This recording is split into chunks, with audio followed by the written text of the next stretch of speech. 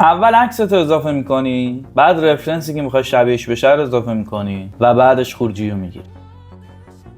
یا اینکه یه عکس انیمیشنی بهش میدی، یه ویدیو از اکت و حرکات صورتت رو بهش اضافه میکنی و بعد خروجی رو میگیری.